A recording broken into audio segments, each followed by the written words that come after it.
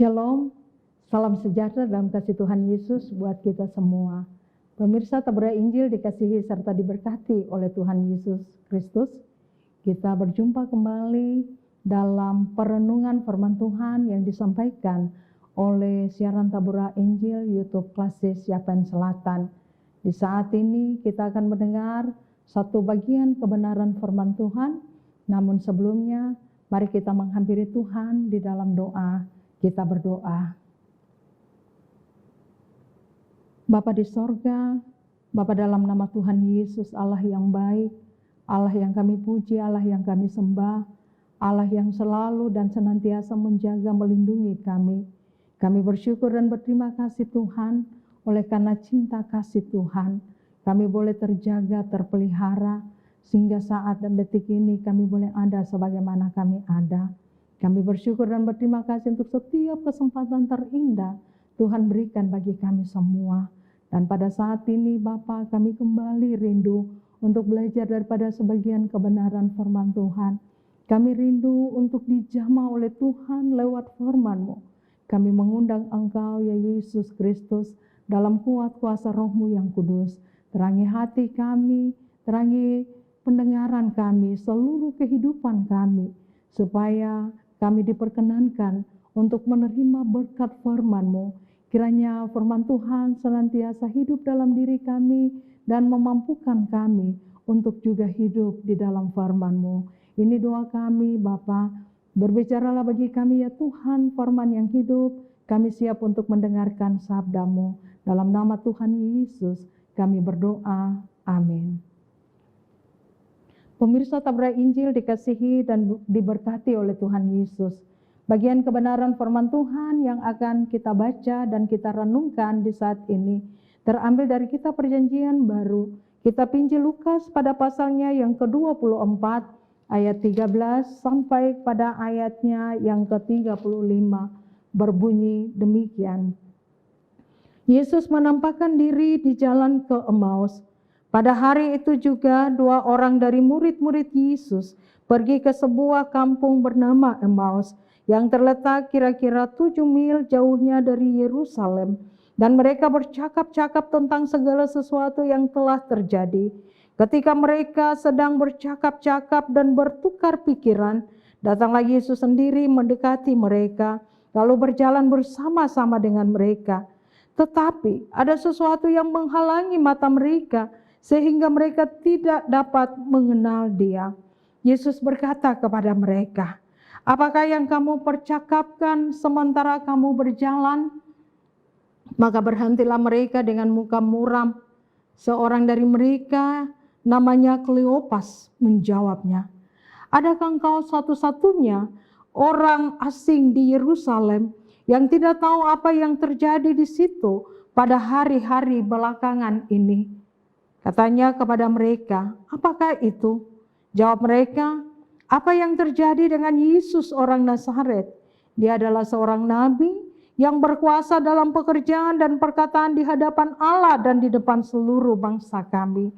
Tetapi imam-imam kepala dan pemimpin-pemimpin kami telah menyerahkan Dia untuk dihukum mati, dan mereka telah menyalibkannya.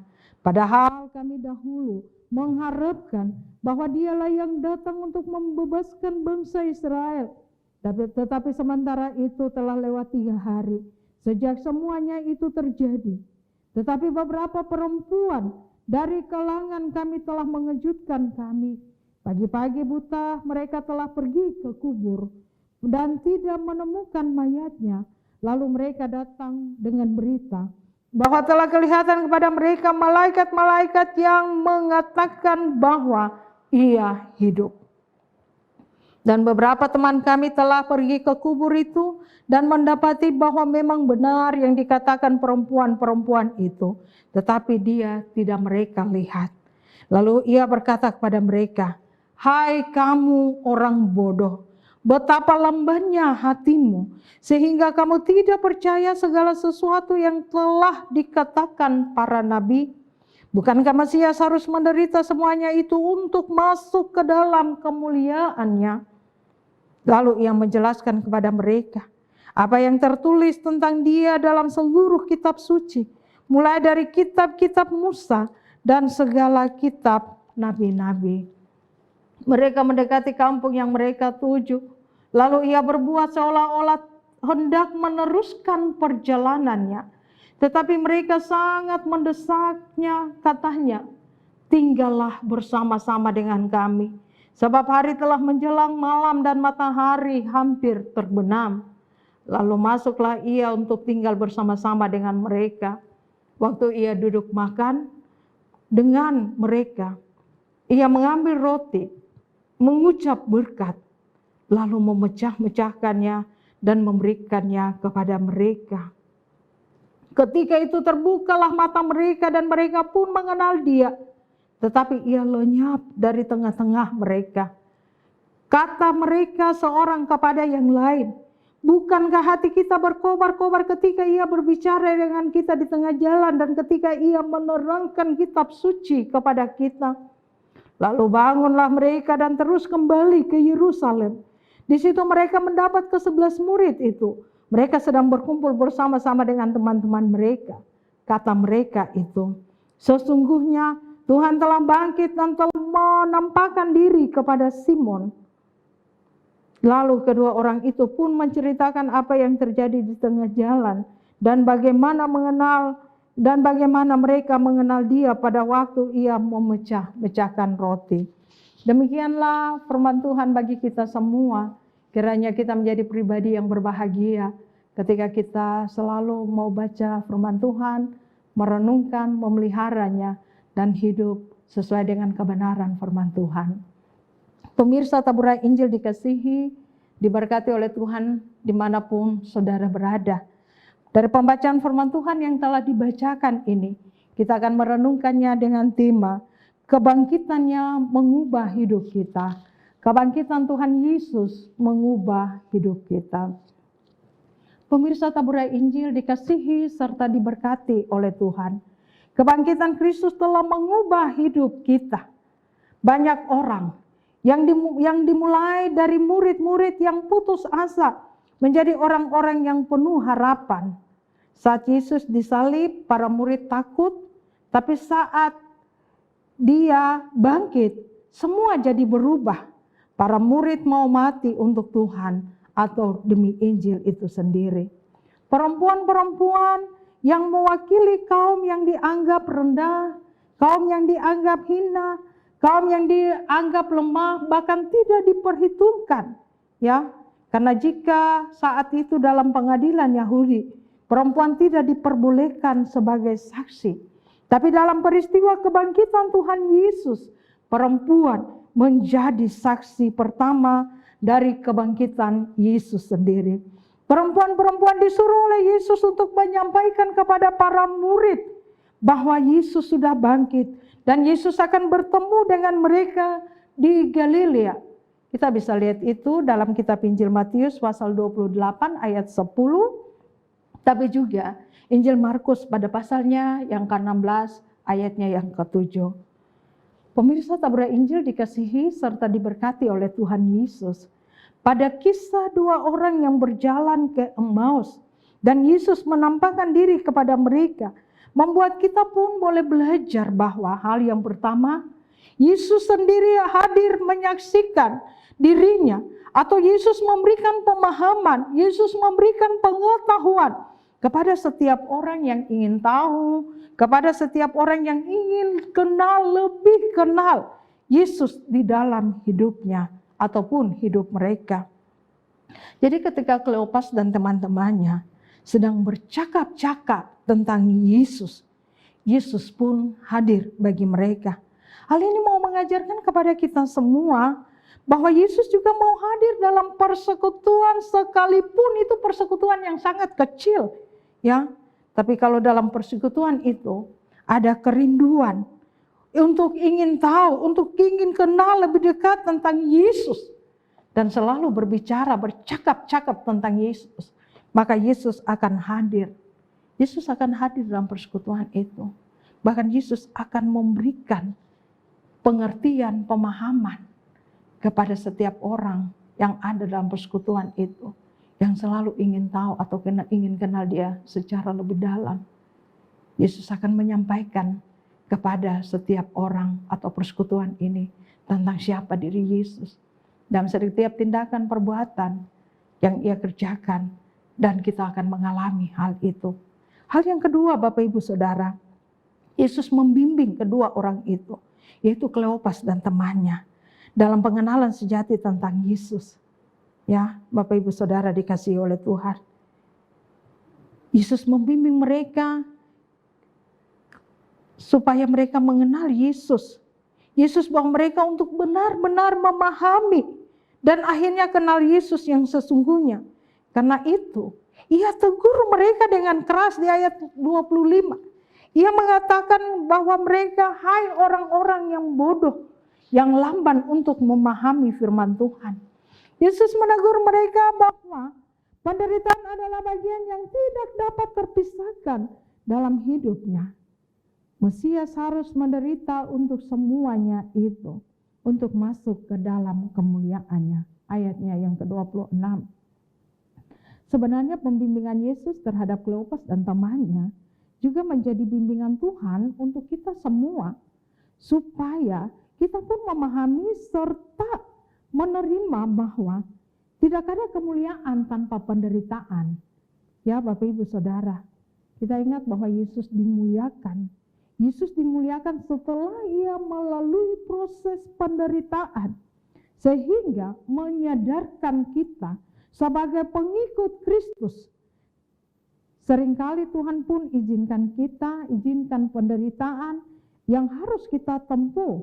Jalan penderitaan harus kita tempuh supaya berkat sesungguhnya akan menjadi bagian dalam kehidupan kita. Melalui jalan penderitaan kita akan semakin merasakan bahwa Tuhan itu sebenarnya ada. Tuhan ada bagi kita, Bapak Ibu Saudara, sehingga pengenalan kita lebih kepada Tuhan itu akan kita nikmati atau kita rasakan. Hal yang terakhir dari bagian firman Tuhan ini, kita pun belajar bahwa Tuhan Yesus mengambil alih status sebagai tuan rumah yang menjamu kedua muridnya. Di saat sampai di kampung yang dituju, yaitu Emmaus, ketika Tuhan seolah-olah hendak meneruskan perjalanan, pada saat itu mereka sangat mendesak Ia. Mereka sangat mendesak Yesus untuk tinggal bersama-sama dengan mereka.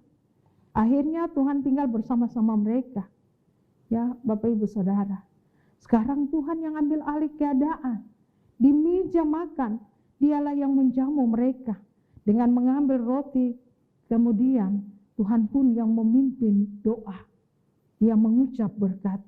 Kemudian Ia memberikan kepada mereka. Ia membagikan kepada mereka. Selayaknya seorang tuan rumah yang sementara menjamu tamu yang hadir. Pemirsa tabura Injil yang dikasihi oleh Tuhan. Maukah Tuhan, kita pun membuka hati kita? Maukah kita juga membuka rumah kita? Dan kita mau meminta agar Tuhan hadir dalam kehidupan rumah tangga kita. Tuhan hadir dalam keluarga kita. Dan Tuhan memimpin seluruh hidup kita. Seperti apa yang telah Ia lakukan kepada Kleopas dan temannya. Sehingga di saat mata mereka terbuka. Dan mereka tahu bahwa itu Yesus yang ada di tengah-tengah mereka. Walaupun saat itu Ia pun lenyap ataupun Ia menghilang dari mereka. Tapi hati mereka semakin berkobar-kobar. Mereka bersuka cita dan kemudian mereka kembali ke Yerusalem. Untuk menceritakan apa yang telah mereka alami kepada para murid yang lain. Kebangkitan Yesus telah mengubah kehidupan mereka untuk menjadi pribadi yang terus mau bercerita. Pribadi yang dengan penuh semangat sukacita mau bersaksi tentang Yesus. Persekutuan ataupun pemirsa tabura Injil dikasihi diberkati oleh Tuhan Yesus. Kiranya dalam minggu-minggu Paskah yang kita jalani ini, kita pun memberi diri untuk bisa dibimbing oleh Tuhan. Diatur serta dipimpin oleh Tuhan Yesus. Supaya hidup kita pun diubah oleh Tuhan. Tuhan menyanggupi kita untuk menjadi saksi baginya di tengah-tengah dunia ini. Mungkin dunia hanya bisa melihat kita dari segala kekurangan yang ada pada kita. Mungkin dunia melihat kita dalam segala kelemahan kita. Dunia hanya melihat kita dari segala keterbatasan yang ada pada kita. Tetapi Bapak Ibu, Saudara pemirsa Tabur Injil dikasihi oleh Tuhan. Tuhan melihat kita dengan cara pandangnya yang berbeda. Karena Tuhan Yesus, Dia tahu kita. Ia telah bangkit dan Dia mau mengubah hidup kita. Agar kita dapat terus menjadi alat kesaksian di tangannya. Amin. Mari kita berdoa. Kami bersyukur ya Tuhan, oleh karena kebenaran firman Tuhan yang telah diperdengarkan kepada kami semua. Pada saat ini kami pun belajar bagaimana memberi diri kami dipimpin oleh Tuhan. Kebangkitan-Mu mengubah seluruh kehidupan, bukan saja bagi para murid di 2000 tahun yang lalu, tapi kami percaya sungguh sebagai murid-murid Kristus, sebagai pengikut Tuhan, sebagai orang-orang percaya yang selalu setia kepada Engkau, Tuhan pun juga mau mengubah kehidupan kami di saat ini. Kami percaya bahwa firman Tuhan itu ya dan amin. Biarlah Tuhan, Engkau senantiasa memberikan kepada kami kekuatan, kesanggupan untuk boleh hidup di dalam firman-Mu. Kami mau berpegang teguh pada janji firman Tuhan. Firman Tuhan akan senantiasa menguatkan setiap kehidupan kami yang oleh karena berbagai macam tantangan, beban-beban, pergumulan hidup, penderitaan yang menghampiri kami. Sehingga seringkali kami lemah dan kami tidak berdaya. Tapi ketika kami boleh ada dalam persekutuan dengan Tuhan, kami boleh mendengarkan firman Tuhan. Firman Tuhan akan mengubah kehidupan kami. Tuhan menyanggupi kami untuk kami boleh bangkit berdiri kembali. Kami terus berpegang pada janji Tuhan. Janji Tuhan yang memberikan kekuatan, penghiburan dan pengharapan bagi semua kami. Sempurnakanlah kami melalui kebenaran firman-Mu yang telah kami dengar di saat ini. Hamba berdoa Tuhan memberkati setiap Bapak Ibu Saudara-saudari kasih, pemirsa Taburan Injil, dimanapun mereka berada, dalam segala situasi, kehidupan yang mereka hadapi, dalam sukacita kebahagiaan mereka, tapi juga dalam tengah-tengah kehidupan ataupun duka cita yang mereka hadapi, di tengah-tengah berbagai macam pergumulan yang mereka hadapi, biarlah firman Tuhan hadir, menguatkan dan memberkati mereka.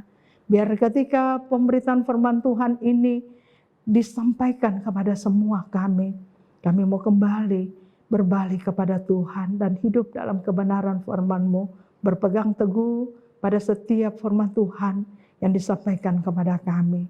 Hamba berdoa, Tuhan memberkati bangsa dan negara kami. Tuhan memberkati pemerintah dari pusat sampai di daerah, secara khusus kami yang ada di Kabupaten Kepulauan Yapen. Tuhan memberkati Bapak Bupati, Wakil Bupati, Sekda, Taruro. Hikmat Tuhan menyertai, menaungi setiap hamba-hamba-Mu yang Tuhan percayakan untuk menjadi wakil Allah tengah-tengah dunia. Padahal melaksanakan tugas kepemimpinan yang ada, biarlah nama Tuhan semakin dipermuliakan dalam seluruh kehidupan, setiap hal yang boleh dikerjakan untuk kesejahteraan, kedamaian dari setiap umat Tuhan yang ada di kota ini ataupun kabupaten ini. Tapi juga penyertaan, pertolongan, perlindungan Tuhan. Kami pun mohon Tuhan nyatakan bagi setiap kehidupan hamba-hamba-Mu yang telah Tuhan percayakan menjadi wakil Allah tengah-tengah dunia ini. Bapa di sorga, berkati pula kehidupan kami sebagai masyarakat untuk secara bersama dengan pemerintah kami disanggupi, dimampukan untuk tetap ada di tengah-tengah kehidupan yang mana disanggupi untuk bisa menjadi masyarakat yang boleh taat, yang terus juga mau menciptakan suasana yang penuh damai dan juga sejahtera. Dan biarlah kehidupan kami yang boleh tercipta ini memampukan kami untuk terus menjadi pribadi yang juga memuliakan nama Tuhan. Berkat Tuhan untuk gereja Tuhan, para pemimpin gereja, Tuhan memberkati.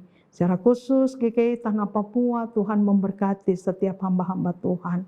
Mulai dari pimpinan sinode, klasis, tapi juga di tengah-tengah jemaat Tuhan.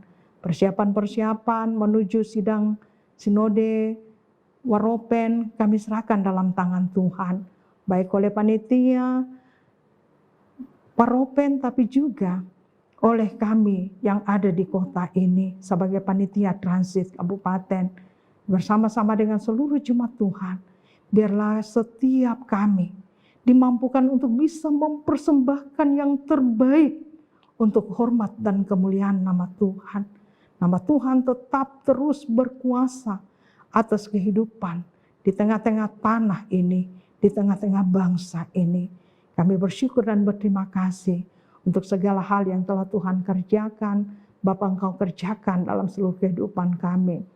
Secara khusus juga untuk setiap hamba-hamba Tuhan yang Tuhan percayakan untuk melayani Tuhan, bersaksi bagi Tuhan lewat pemberitaan, siaran Tabura Injil, nama Tuhan yang terus dipermuliakan. Tuhan memberkati setiap hamba-hamba-Mu, tapi juga kru dari Tabura Injil diberkati oleh Tuhan, supaya Bapa lewat siaran Tabura Injil ini, nama Tuhan semakin disebarluaskan. Banyak jiwa dimenangkan untuk Tuhan. Kehidupan kami semakin diubahkan oleh Tuhan. Dan kami semakin hidup dalam kasih dan pimpinan-Mu. Terima kasih untuk semua yang telah Tuhan karyakan bagi kami. Terima kasih. Ini doa dan permohonan kami.